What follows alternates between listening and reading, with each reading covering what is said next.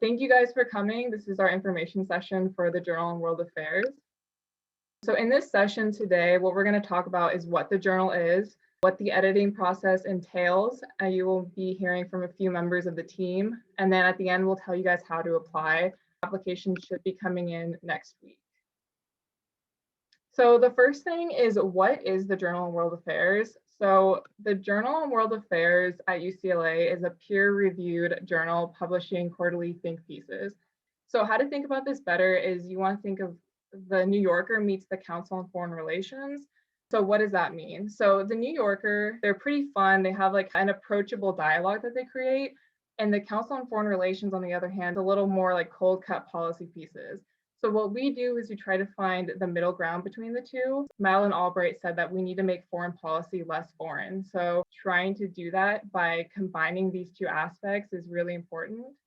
And so just to throw out some examples, these are some pieces from the New Yorker, from the Council on Foreign Relations, and you can see by their titles that they are taking a stance or making an argument. So like the real target of authoritarian disinformation in or out of Afghanistan is not a political choice.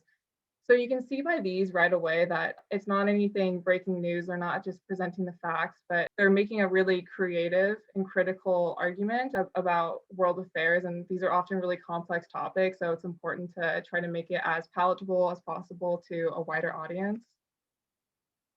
So these are some of our hits. Again, same thing. America should strengthen Japan's warfighting abilities in preparation for a Chinese contingency over Taiwan. It's more than cheese China. Don't be fooled by the intra-Afghanistan peace talks. There's nothing peaceful about them. So some quick facts about the journal. The journal was started in the summer 2020 as a subdivision of Lawyers Without Borders. So I know that some of you who are listening in right now are also part of Lawyers Without Borders, and it's good to have you guys here and see you guys. So it started as a subdivision of that, and then we kind of branched off from there.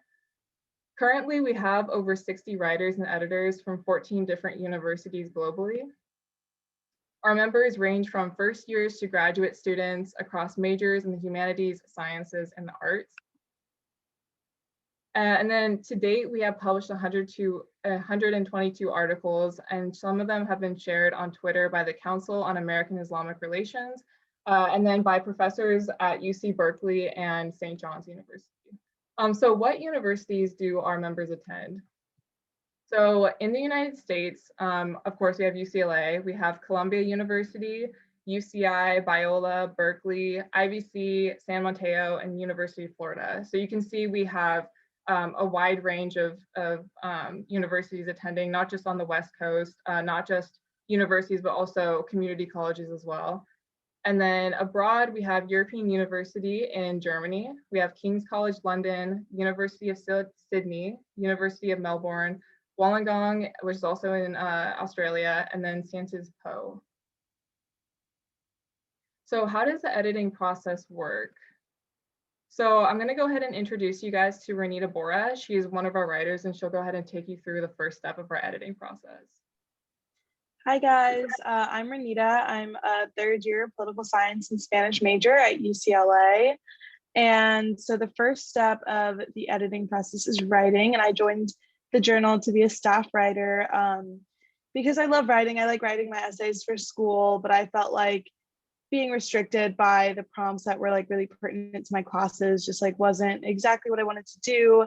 And the journal gave me a really good opportunity to talk about what I really wanted to, which is international relations, because that's the field that I am interested in going to after undergrad and law school. So why I joined, again, just to talk about topics that I really care about, an environment that really fosters collaboration, because we do get to work with each other and work with our editors. And I think it's a really, really helpful thing to have different sets of eyes look over your work and just make sure that you're producing a quality piece that's really critical and, you know, providing like a substantial analysis.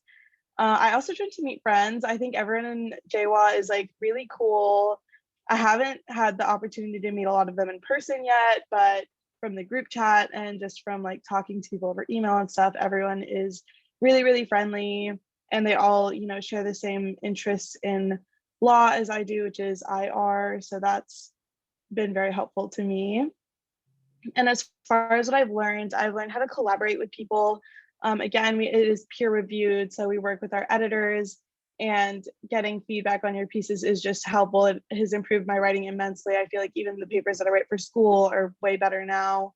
I've been able to conduct research on topics that I really don't know much about. I just went through the first stage of writing a paper about why Saudi Arabia is the United States liability rather than an asset, and it's sort of a debate piece. So there are another 2 writers that are discussing why Saudi Arabia would be an asset to the United States. So it's really interesting that like sometimes you get to choose your topic and sometimes you work on something that's, you know, a little bit foreign to you, and it's really cool to learn about these new subsets of IR. And then, yeah, I think I touched on all of these benefits. Great people. Sorry, if everyone can go ahead and mute themselves, I'm sorry, and then Renita, you can go ahead and continue. Yeah, so as far as benefits, again, just like a great group of people to improve my writing, and I have a way better understanding of IR and a better understanding like in general, because I get to read everyone else's pieces. And I think everyone in the journal is just amazing, great writers, make very digestible pieces that have helped me learn a lot about regions that I'm not as familiar with. So as far as the first step of writing, we can go ahead on to the next slide. So step 1, you want to find something that you're like really passionate about and then conduct research. I feel like research is probably the most important part, because my first piece was something that I had like done an entire class on. So it was pretty easy for me to write about because I had all that background knowledge.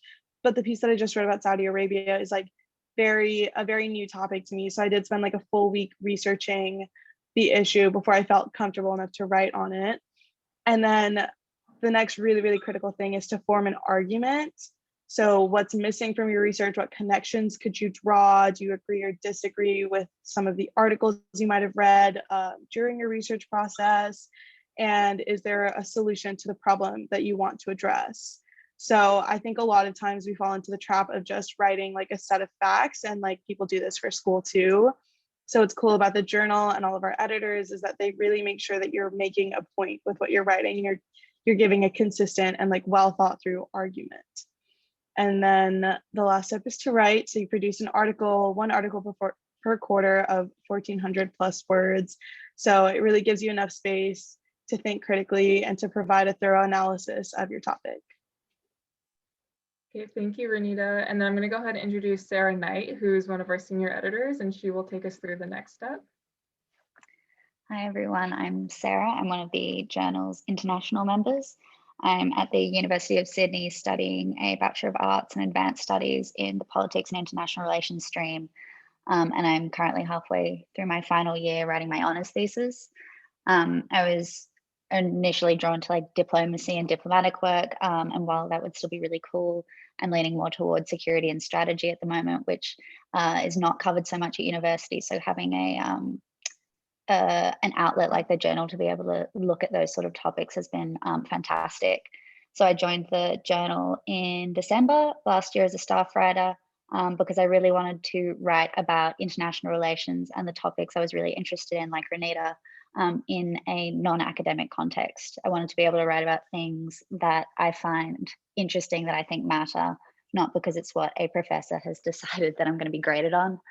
I also really wanted to meet people who share my interests and my passion for international relations, or even have different areas of specific knowledge that I can learn from these people. And I wanted to work on my writing and editorial skills, my analytical skills, like a lot of us very early on in our careers, and pretty much self-taught. And the only really real practice you have is like writing essays for uni, and the sort of writing that we're doing for the journal is a totally different skill of writing much more digestible, interesting pieces. And I also wanted to build my resume and a portfolio of topics that I've researched, written about, so that when I'm applying for positions in the future, I can show any hiring managers these polished, sophisticated, peer-reviewed pieces that I'm really proud of. So in the 6 months that I've been at the journal, I've learned to write engagingly for a targeted audience, how to make sure the topics, which sometimes can be dry, technical, a little bit jargony, are actually interesting and carry the reader through, that there's a narrative as well as like the factual, substantive nature of the piece. And figuring out, again, as Renita pointed out, that you're making an argument, that you're sort of backing your views and standing by yourself. I've also had the chance to work with a team from all over the world, which in itself has really helped communication, collaboration, especially in an environment where it's all remote, which has its own challenges. But working with a group of people who are all really keen, really happy to be here has been fantastic. It's a great environment. I've also learnt to, as an editor especially, to both receive and offer constructive criticism, which isn't always super easy, especially when you've put a lot of time into putting together a piece. It maybe requires you to give up a little bit of your pride, but it's always for the better. You always come out with a piece that you're a lot more proud of, that's a lot tighter, a lot more polished. And as for benefits of the journal, and specifically as a senior editor, I found that the main benefit is that you're working with peers that really inspire you and that you really admire. Everyone at the journal is really smart and engaged and passionate, and we all have different niche interests. It's inspired me to push myself as a writer and analyst, and I've really loved working with people that I respect and admire, even if I've not met most of you guys, given I'm literally half a world away.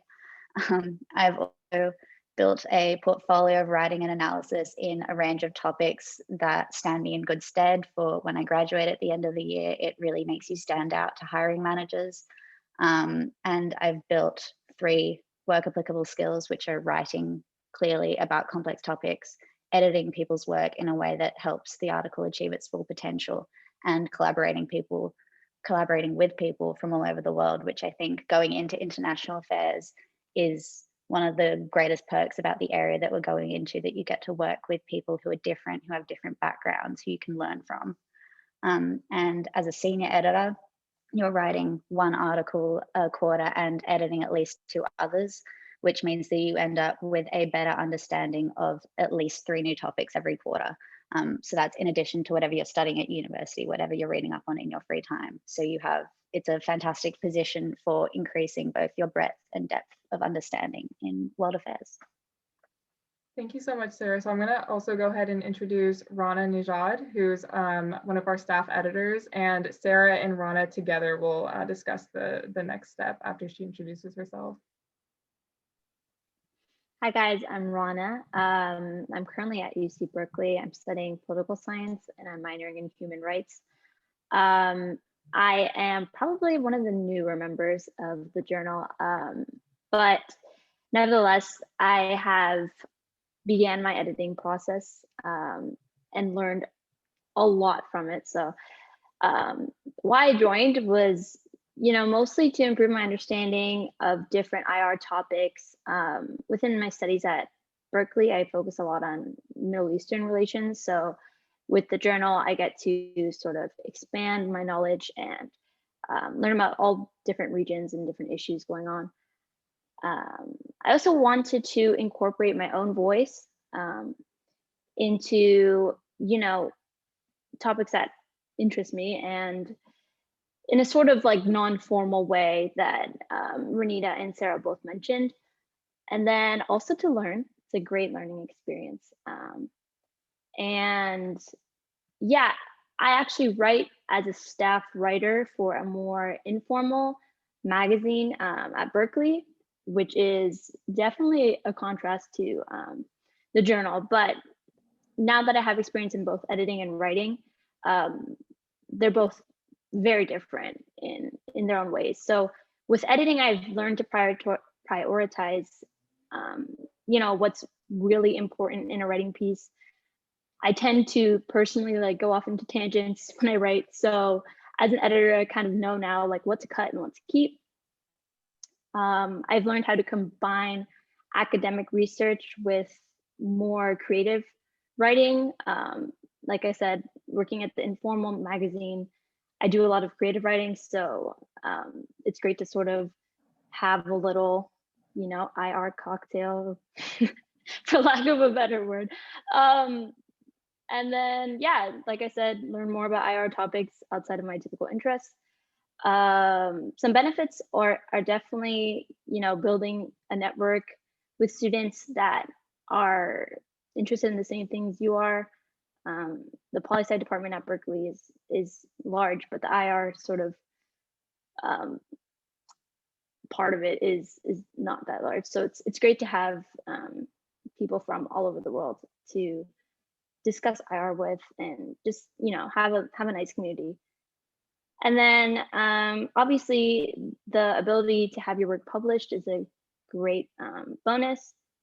You know, it's going into a peer-reviewed journal, so that's always good. And then yeah, being part of an international community is always a plus. So yeah. Thank you, Rana. So if you guys want to go ahead and discuss a little bit about step 2 of the editing process. Yeah, so the second step after a writer has put together a piece, they'll send it through to their first editor, who is either a senior editor or a staff editor, and then we review the piece and give it feedback. So read it over a few times, make sure that the writing is actually making an argument, not just sort of pulling facts from the research that you've done, that your voice is there in the piece and that your opinion is clear, making sure that the piece is structured and flows well so that it's easily digestible and easy to read. Rana, do you want to take the rest of it? Yeah, and so the other main parts are, does the structure flow well? What are the counter arguments, and are they explicitly stated?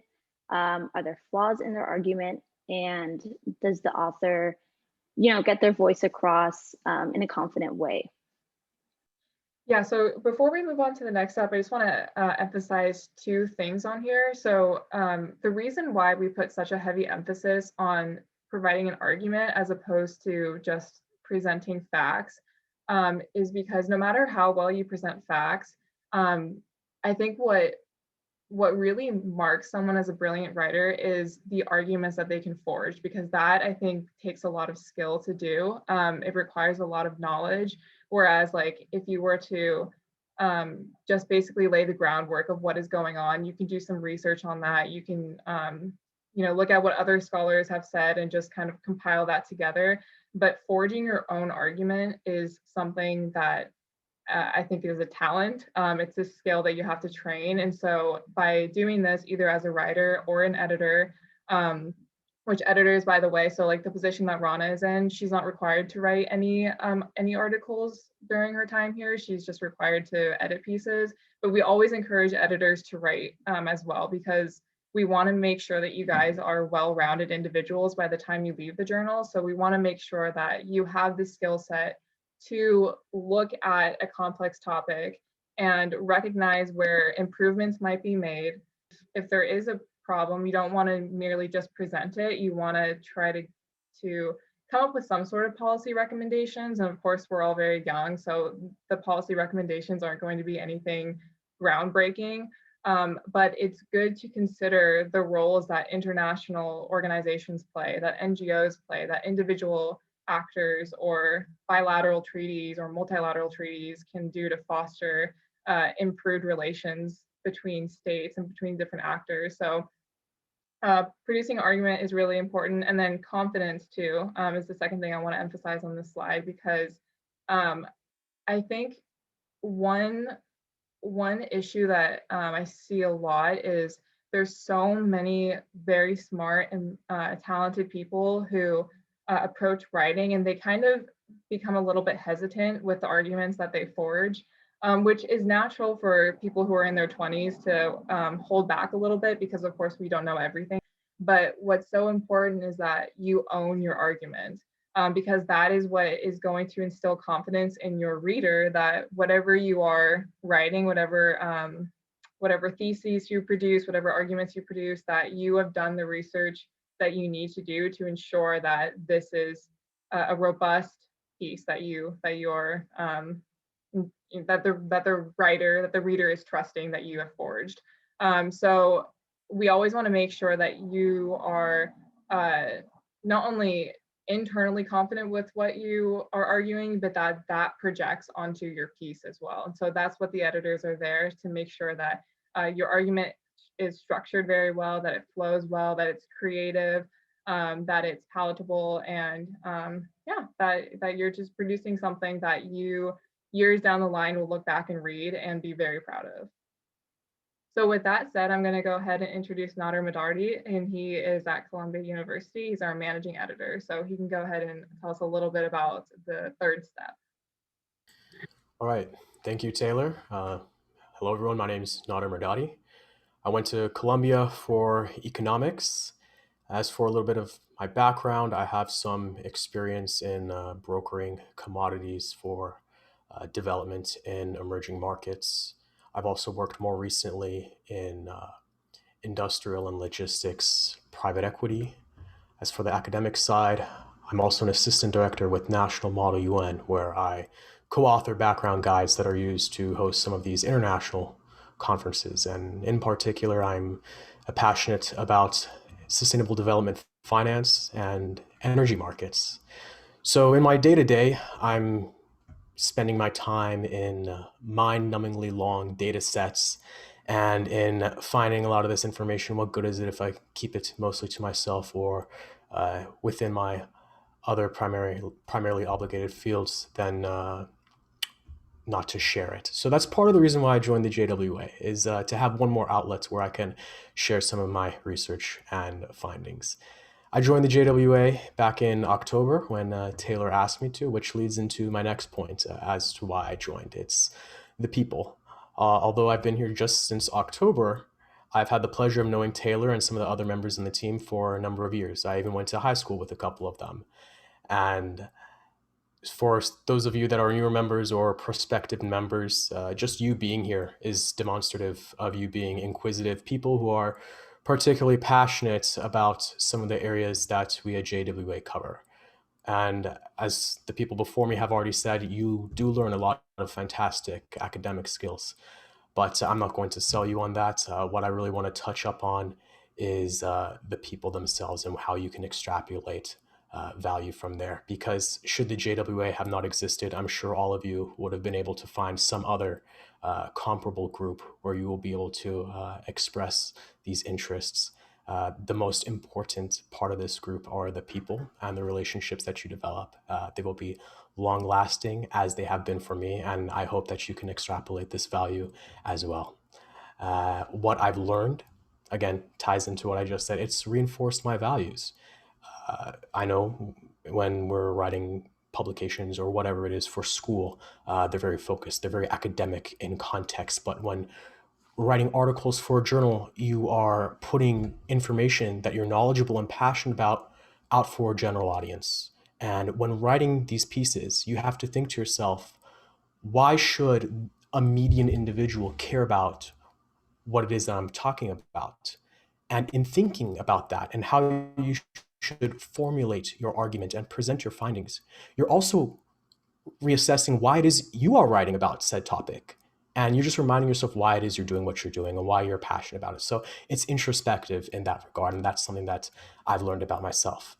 And then as for the last points, benefits on your honing your research skills, you just get better practice at distilling substantive information and making it short, sweet, and straight to the point so that the average person can follow along and enjoy what it is that you are presenting. And then I'll go to the last step.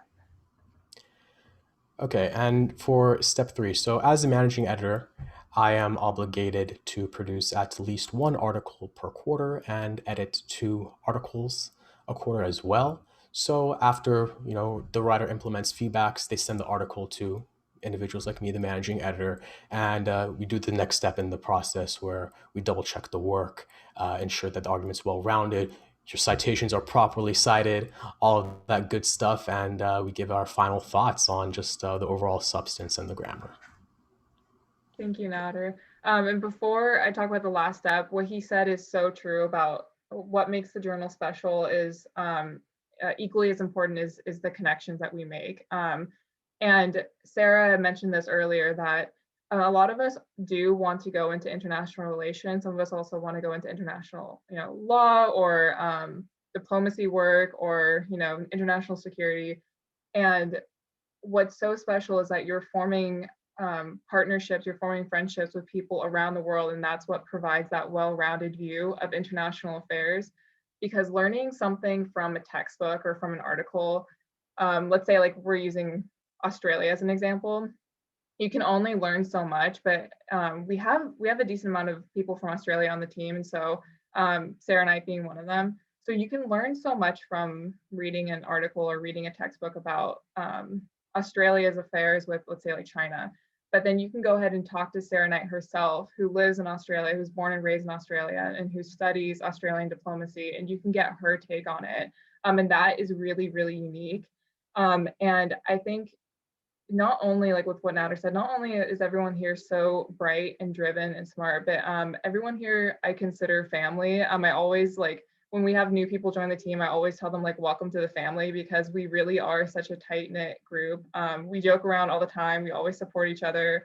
We're like the biggest goofballs ever, but we'll talk about policy and diplomacy as if we're like all the way up there, like circle glasses and, you know, all that good stuff. But yeah, they really are just some of the most remarkable people I've ever met. They have wonderful personalities, hardworking, driven, and I think what's equally as important is that we push each other. So like we never discourage taking risks. Sometimes we fail and that's okay, but we have a whole team here to support each other. So to support each other, to guide each other, to mentor each other, and that is what is really, really wonderful about the journal and about the people in it. So I'll go ahead and talk about the last step really quickly. So the first step was for you to write your article. The second step is it goes through the first rounds of edits, which is either going to be by our senior editor or a staff editor. And then the third step would be to send that off to the managing editor. And then the last step, the fourth round of edits, is going to be either by me or two of our deputy editors, which one of them is Zachary Durkee, who he'll be talking in a second, and the other one is Corrado Chirico, who is at the European University over in Germany. So he's unfortunately unable to make it today. But what we do at the very end is we prepare it for publication. So that includes us giving it one final read. We consider what oppositional points might be raised. We make sure that your structure flows really well. We make sure that you are being critical, that you are being creative as well. And we make sure that everything looks good to go. So by the end of it, you should have 3 pairs of eyes on it. And why that is so important is that later down the line, when you are applying for internships, when you're applying for graduate programs, careers, et cetera, and they will ask you for a writing sample, that you feel no hesitation sending them a piece that you have published at the journal, because you know that at least three people have provided edits for it, and that it's a very strong piece at the end. So Zach, I'm going to go ahead and throw it to you if you want to make any points about the final editing process. Yeah, hi everyone. My name is Zachary Durkee. I'm a deputy editor. And the best way that I would definitely describe our position and job and what it's meant to do is that it varies. So it varies from person to person sometimes. So most of the time, by the time it comes to us, it's basically checking for last minute grammatical errors or just touch up kind of things. And then we get it going because we're usually looking at dozens of articles per quarter because I mean, it's between the 3 of us and we have 60 writers. But some people, I mean, they could be new writers. It could be their first time constructing a piece like this, and theirs might need a little more work after. And the way that I like to see my job sometimes with everyone is behind every argument, there's a theoretical assumption, whether you know it or not, but most people are kind of hearkening to international relations theory through their pieces. And I like to try to channel like different perspectives and different theories explicitly or implicitly in my feedback. So like personally, I'm very influenced by like the realist tradition in international relations. So when I get someone who has a piece that's based off of from a more liberal perspective, I'll try to challenge their assumptions or try to give them another perspective that they can look at. And I think that's what's key to making an excellent piece, because at the end of the day, we're using all of these. Well, my professor actually taught us this, but in IR, you're using a lot of different theoretical lenses to look at different parts of a problem or contemporary event that's going on. So yeah, that's what I think my job is. And I'd say I'd leave it at that. Yeah, that's also, again, another perk with the journals, that not only are you meeting people of different perspectives because of where they live. So like Corrado, his education system in Germany is really amazing. Corrado is like one of the smartest people I've ever met.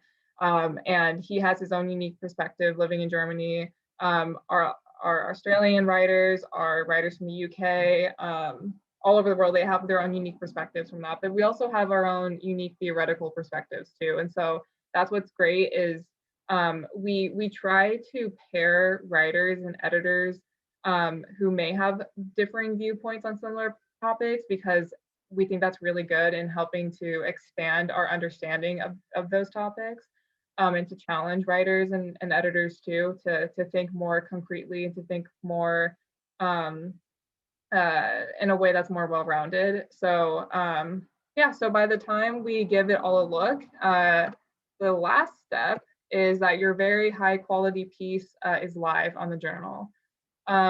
So you might be wondering, like, how on earth do we keep track of all of this? As Kalkaden might tell you, she's one of our writers, but we use spreadsheets, and spreadsheets are our saving grace. So your editors are always pre-assigned. You have your due dates posted. And as I said earlier, and I'll mention this at the end as well, but or maybe it's this one. Yeah, I'll just mention it here. But basically, you to me are all students first. I think the journal is really helpful in terms of strengthening your academic talents. So like writing international relation articles has helped me in all of my other classes. I can write something. I can write class papers that are much stronger than I used to before doing something like this. But that said, though, everyone here is a student to me first. And so what that means is that I never want the journal to get in the way of your courses. GPAs are very important. So with dates and deadlines, as you can see, they are somewhere over here. Oh, they're at the top, so you can't see them here. But we do allow for extensions. We will work with you guys, of course, because everyone goes to different universities. Some people have midterms where others don't. So we want to make sure that wherever you are, whatever school you're at, whatever your schedule is like, that we are being flexible with you. The journal should be a stepping stone to get to the career that you want, because of course, the careers that most of us want, the careers that most of us want are, sorry, I'm a little bit sick. The careers that most of us want are very competitive. So you want to make sure that GPA is strong, your extracurriculars are strong, and that the two complement each other and that they're not coming in opposition. So we allow for dates and deadlines. We're very flexible. We have bi-weekly meetings, so the time commitment isn't anything too crazy. It's just to make face with everyone and ensure that everyone's on track. And we have good conversations during these meetings too. But beyond just writing articles, we also have a very interesting aspect of the journal, which is that we host interviews. So at this point, I'm going to go ahead and introduce to you our managing editor, Mustafa, and our writer, Ryan, who will tell you a little bit about what these interviews entail. So Mustafa, if you wanna go first. Yeah, so well, I'll introduce myself. Hi, everyone, I'm Mustafa. I'm a junior at UCLA here. My major is political science, and I'm minoring in history. Our interviews are a pretty unique aspect of the journal. I think that it's probably what makes us stand out. It's a great way to sit down and speak with true experts in the field, many of whom who will go over in a bit. I joined the journal back in December or January, I should probably know this, to meet and collaborate with students with passions and goals like mine, IR diplomacy, international law, and then learn from other people as well, because I think that it gets really monotonous to sit in an hour-long lecture just being talked at. I truly enjoy working with people and learning from them. And obviously to stay sane during the pandemic, this is very valuable social interaction for me. I've only been here for, like I said, since September, January, so going on 5 months. But I've learned that IR is everywhere, and what I mean by that is the skills that you learn at the journal are very applicable to every facet of life. I think academically and non-academically, it's very important to think analytically, and we do a lot of that here. And to that note, how to create a coherent argument and help others do the same. As an editor, I think I'm truly privileged to uh, go over other people's arguments and work with other people, and that's a truly valuable experience that I've learned a lot from. Ryan, I'll hand it over to you. Hello, I'm Ryan. I'm a junior at UCLA. I'm from the Bay Area, as a quick background. But the reason why I joined was actually, it was kind of out of the blue. I got an email for the Petraeus interview, which was mind-boggling to me. So I was like, I'm going to that. And then once I took part in that, I was hooked and gonna join.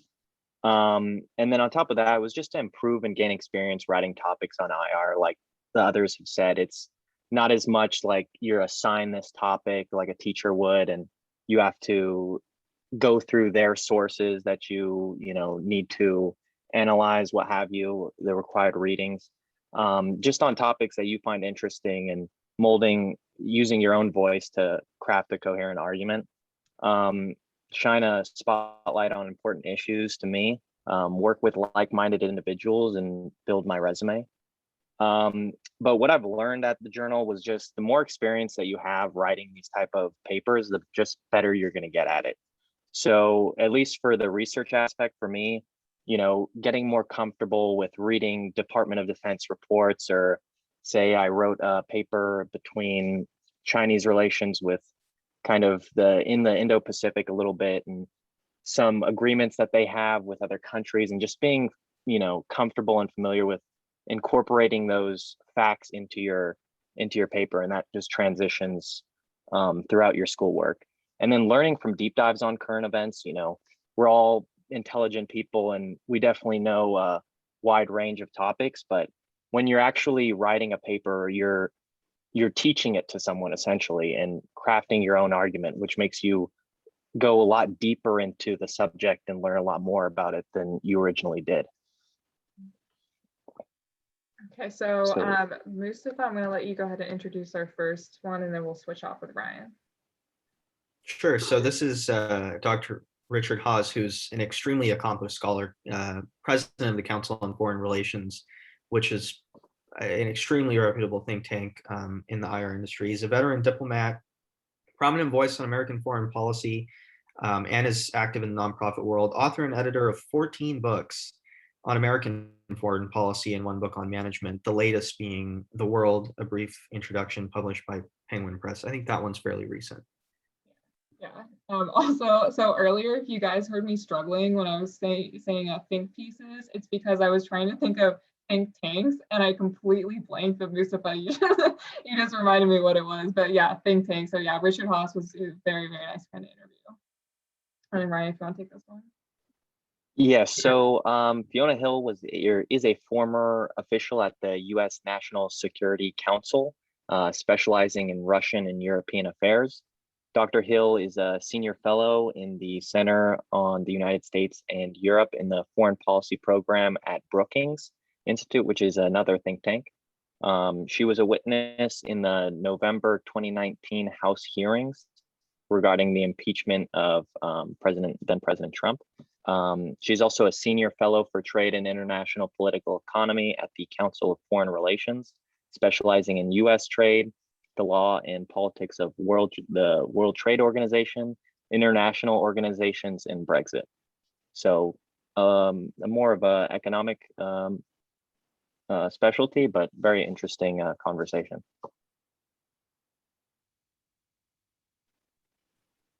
So Jennifer Hillman is another one that we've hosted. She's a senior fellow for trade and international political economy at CFR, Council of Foreign Relations. She specializes in U.S. trade policy, the law and politics of the World Trade Organization. So if you're interested in supranational organizations, that's right up your alley. International organizations in general, and Brexit, which is something that I'm very interested in. And before we go on, if you can see here, our interviews are very, very niche. Only a few people attend, so it allows for a very intimate setting with these really just wonderful people. So, and we always encourage as many people to come as possible. Not many people know that these are actually open to the public. So if you're sitting here listening in as we go through these and you're like, oh, I would really love to attend these things, you certainly can. Just reach out and let us know, and you can definitely sit in. And this one, this is actually where I met Ryan. But Ryan, I'll let you go ahead and take this one away. Yeah, so I mean, this was an amazing opportunity. I mean, I really just can't speak enough on this. Like to ask and hear from General David Petraeus, the former director of the CIA, former 4-star general. While working at the CIA, he regularly wrote the president's daily briefs, delivered classified testimony to congressional oversight committees, and briefed senior White House officials, ambassadors, military officials, and Arab royalty. He worked in the CIA field stations across the Middle East throughout the Arab awakening and conducted a rotation in the counterterrorism center focused on the jihad in Syria and Iraq. And I mean, to be able to kind of just pick his brain on, whatever it may be, I asked him a question on just kind of the shadow war in Africa and SOCOM. And it was just like really cool to be able to ask somebody like that their input. And, he's received classified information on that. He's at the tip of the spear when it comes to that. And an added bonus, I don't know if this should be the thing that puts you through, but if you do ask him a question, it shows that, you interviewed David Petraeus or whoever it may be, which is another, big thing to a big accomplishment. Yeah. So that's one thing we try to do, because we try to incentivize you guys to ask questions, because it's really intimidating sometimes to ask these guys questions. But again, we've said this before, that we encourage risk taking. As you guys have probably noticed, I stumble over my words all the time. It's just who I am, and I accept it. But that shouldn't be a stopping force for you guys to actually hold these really meaningful conversations. So as an incentive, if anyone asks any questions during these interviews that we have, your name goes up on our website and we say that you did interview these people. So that question could be like really anything, like, where do you see are the most pressing points of contention in the Middle East that we should keep an eye on in the future? It could be something like as simple as that, but it's, it can create really, really meaningful dialogue, and it can teach you something that was perhaps unexpected. And one thing that Ryan did during this interview that really stood out to me is that he just jumped right in and asked a question, and David Petraeus was actually like, wow, that was a pretty impressive question. And I reached out to him afterwards, and that's how he ended up joining the journal. So taking those risks, something that's really important and pays off. So also from the CIA, and I think he was at McKinsey or is at McKinsey now, we've had David McCloskey, who's a former CIA analyst and author of Demarcation.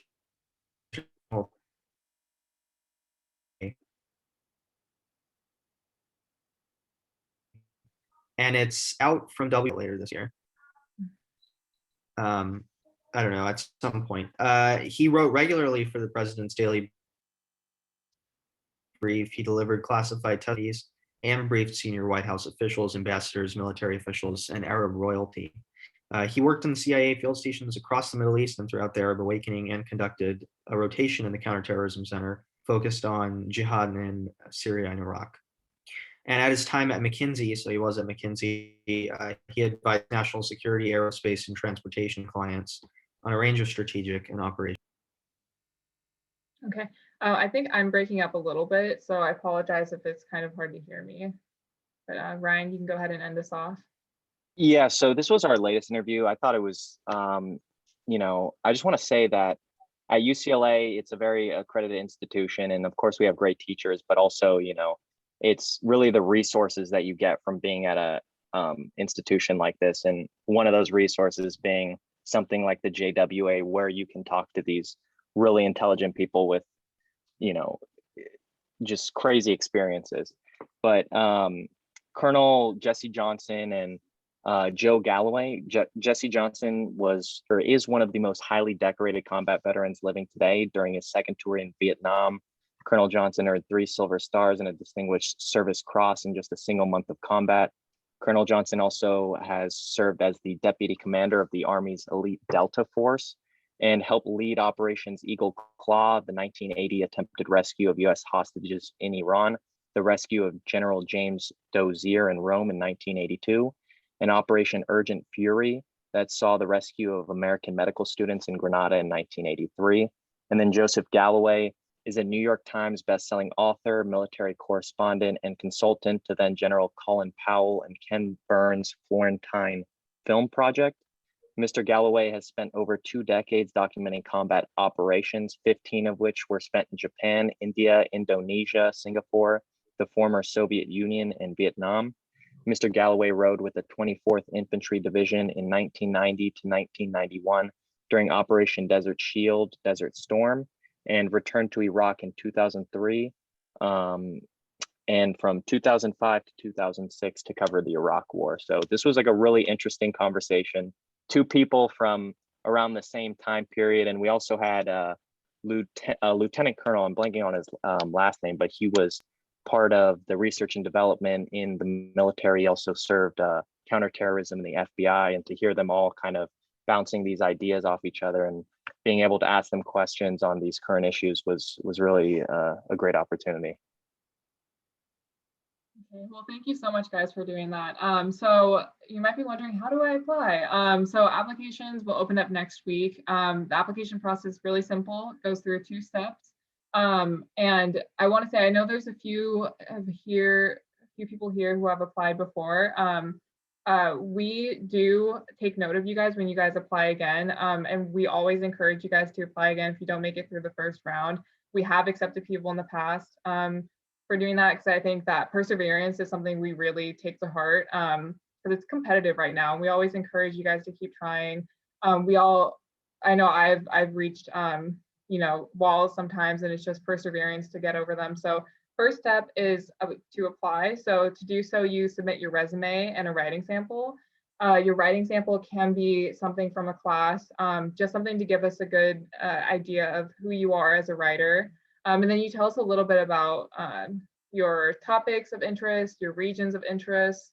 For me, it's nuclear policy or international security. And I like looking at the Indo-Pacific is a region I'm very fascinated in. And then the second step, if we like your application, we'll invite you to do a trial article. That trial article should be, as we've said, analytical, display confidence. You're piecing complex topics together and you're coming up with some sort of argument. And we always encourage you guys to email us with any questions that you might have during this time. So we know applications can be a little bit intimidating sometimes, and we want to make sure that you guys are having all of your questions answered. Any of your worries, we want to make sure that we're addressing that, and to help you guys along the way. We're totally here for that. And during your writing sample process too, we're always here to answer any questions. I say thank you guys so much for attending. I'm so honored to have you guys here. Applications open next week, so you can find us on Instagram or on Facebook, LinkedIn, to see when those will open up. And we do hope to see you guys apply. Yeah, thank you to everyone who came. It was so lovely seeing, or I guess not really seeing, not everyone has their cameras on, but hopefully I'll see you guys again in the future. So thank you guys so much. I appreciate you guys.